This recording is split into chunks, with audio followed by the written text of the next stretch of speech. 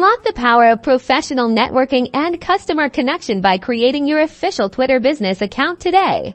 A dedicated business profile on Twitter is more than just a profile.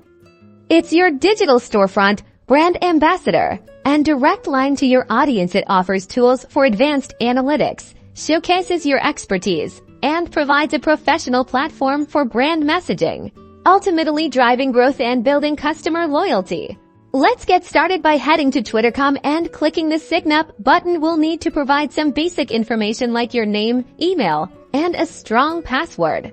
Once your initial account is created, it's time to transform it into a business hub. Choose a username that's easily recognizable and relates to your business name. Next, upload a high-quality profile picture, often your company logo, and write a compelling bio. This bio should concisely explain who you are, what you do, and who you serve, including relevant keywords. Now for the visual appeal. Upload a professional header image that reflects your brand's identity. This is prime real estate to showcase your brand. Don't forget to add your business website link. This is crucial for driving traffic and conversions.